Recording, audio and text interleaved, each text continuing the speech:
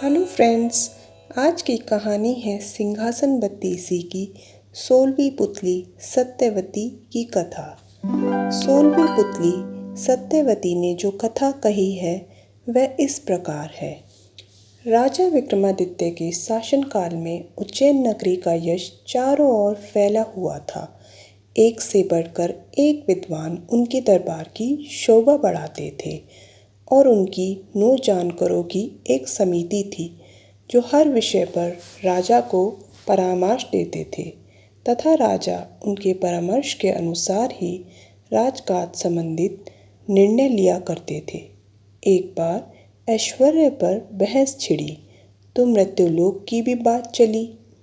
राजा को जब पता चला कि पाताल लोक के राजा शेषनाग का ऐश्वर्य देखने लायक है और उनके लोक में हर तरह की सुख सुविधाएं मौजूद है, चूँकि वे भगवान विष्णु के खास सेवकों में से एक है, इसलिए उनका स्थान देवताओं के समकक्ष है।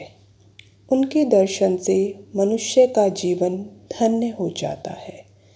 विक्रमादित्य ने सशरीर पाताल लोक जाकर उनसे भेंट करने की ठान ली। उन्होंने दोनों बेतालों का स्मरण किया। जब वे उपस्थित हुए तो उन्होंने उनसे पाताल लोक ले चलने को कहा।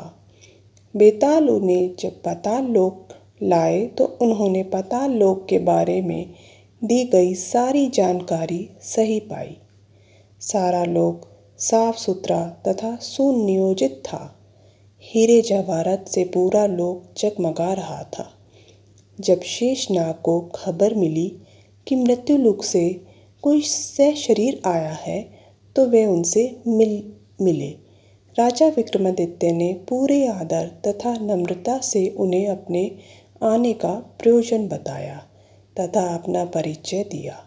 उनके व्यवहार से शेषनाग इतने प्रसन्न हो गए कि उन्होंने चलते वक्त उन्हें 4 चमत्कारी रत्न उपहार में दिए।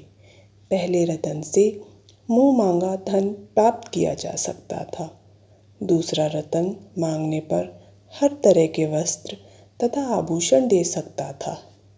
तीसरे रत्न से हर तरह के रथ, अश्व तथा पालकी की प्राप्ति हो सकती थी। चौथा रत्न धर्म कार्य तथा यश की प्राप्ति करा सकता था। काली द्वारा प्रदत्त दोनों बेताल स्मरण करने पर उपस्थित हुए तथा विक्रम को उनके नगर की सीमा पर पहुंचाकर अदृश्य हो गए।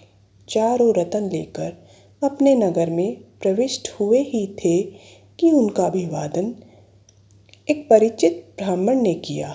उन्होंने राजा से उनकी पाताल लोक की यात्रा तथा रत्न प्राप्त करने की बात जानकर कहा कि राजा की हर उपलब्धि में उनकी प्रजा की सहभागिता है।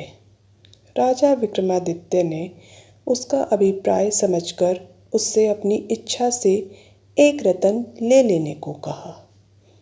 ब्राह्मण असमंजस में पड़ गया और बोला कि अपने परिवार के हर सदस्य से विमर्श करने के बाद ही कोई फैसला करेगा।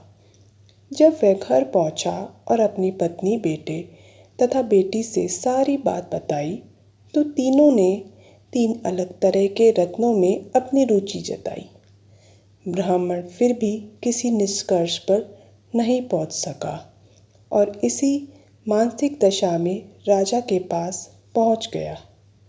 विक्रम ने हंसकर उसे चारों के चारों रत्न उपहार में दे दिए।